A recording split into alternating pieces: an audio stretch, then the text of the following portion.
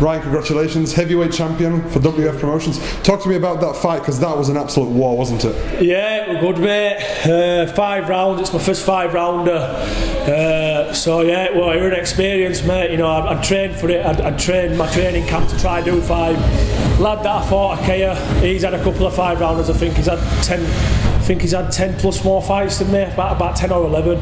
So it was just all that. I know I wasn't going to back down at any point, mate, and fucking neither were I going that day. You know what I mean?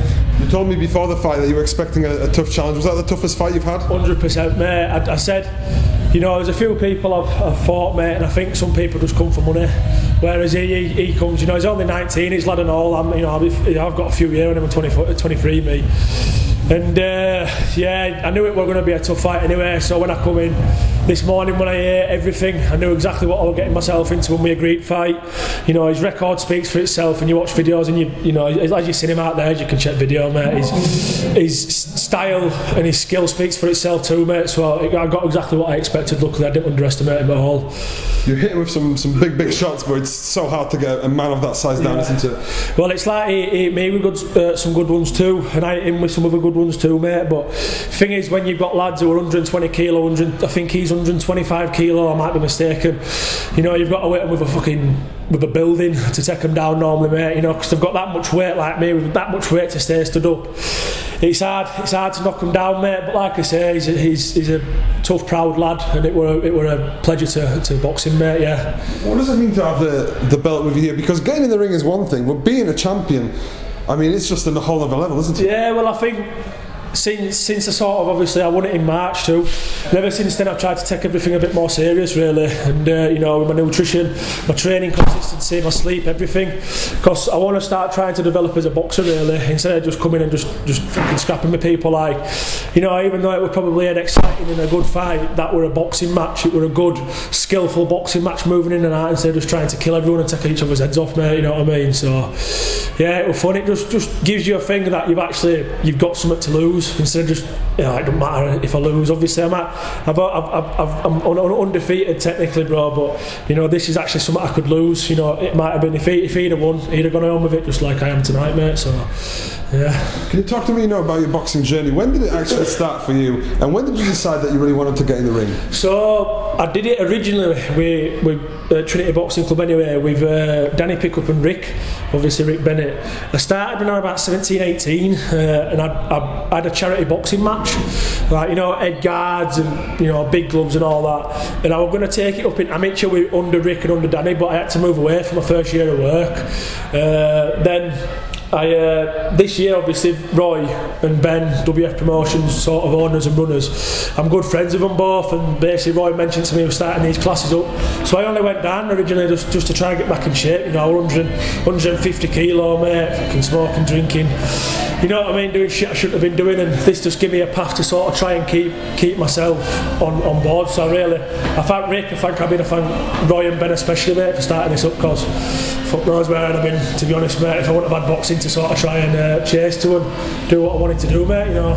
So primarily this was to sort of change your lifestyle a little bit, improve, cut out the drinking and things like that? Yeah, I don't necessarily think you've got to cut out them things, but for me, I'm either doing something or I'm not doing something. It ain't like I couldn't just come to training a few days a week and get out and fight. Like, if I'm fighting at a good fucking level. I'm trying to be better every time I fight. You know, I'm working with Rick, I'm working with Abid, working with Roy and Ben also, to try and really become a better fighter. So that's what I'm doing. It started off just going down to see what it were about, and then there was a show in July last year where Roy asked me, do you want to fight? And I had 13 weeks. I said, yeah, fuck it, why not? And just ever since then, mate, it's all I've really thought about. And I knocked it on the head last couple of months of last year. And then this year I says, no, fuck it, this is what I'm doing. So it's got my full pleasure and attention at the minute, mate. And that's all I'm doing. How far do you think you can go? Because obviously you started boxing, now you've become a champion. What do you have any bigger aspirations than this? I think, to be fair, mate, it's just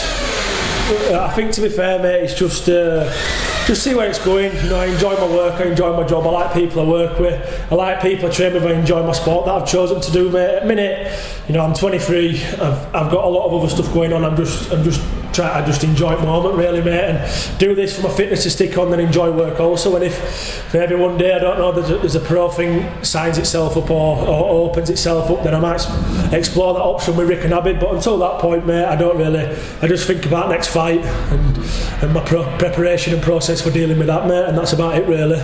You had a massive crowd with you today. How good does it feel to have so many people behind you? Yeah, it's good, mate. It's just a nice feeling, mate, because obviously money's quite hard to come by these days for a lot of people with all shit that's going on and whatever, mate, and for people to spend £30-40 to come watch me for, yeah, it might have been a 5-rounder, but it's actually only really 10 minutes of boxing, obviously 2-minute rounds. It's just nice. It just means a lot because it shows people around care for you, and that's there's no better feeling than that really, mate. All looking around the ring and all your nearest and dearest are there supporting you, mate, you know what I mean. And the last one, on the back of your vest you have 4 Jimmy and 4 Grandad. Can you talk to me about that? So well, on here it sort of all links together. So in February time of last year, my granddad passed away, and that's Joe. Then there's Patricia there, Patricia and Joe, that's my nan and granddad, my dad's mum and dad, who both have sadly passed away now. And then on back I've got Caulfield Snowden, my dad's Snowden, my mum's Caulfield, and got their name as well. And then Jimmy, sadly, he's sort of my cousin, he's my cousin's half brother, so I don't really know what, but he's just my cousin's brother, I don't know why I said half. And he sadly passed away last year, and it was a big shock to everyone really. My granddad was 90, mate, so he'd had a good innings, he'd got a big family and that, but Jimmy was like fucking 30 odd year old, so it was just to show support and gratitude really, because my uncle, my auntie, obviously all my cousins come, just to show gratitude toward them and just try to support my family really, because there's no better feeling going out in front of everyone and representing your family, mate. You know, that's what I try to do. Try to live every day to make them proud. So that's what I'm doing. That's what I'm trying to do anyway. So that's what that's about. Yeah, I mean, with regards to the motivation, that must be massive, right? Family and. Yeah, well, it is really, mate. Yeah, because like it was March last year. Obviously it was like around February, March time my granddad passed away, and the first title shot were in March, so I put a lot of Bennett that was for my granddad and that, but it's just a motivator that you just fucking life short, mate, you know what I mean. From 18 to 20 odd I partied, I did all this stuff, I've had loads of fun, mate, but it don't really amount to what, mate. You might as well do something people that silly notice you by but remember you by, instead of just being a party animal and a fucking loser. So that's what it is. Just try to make them proud, really, mate.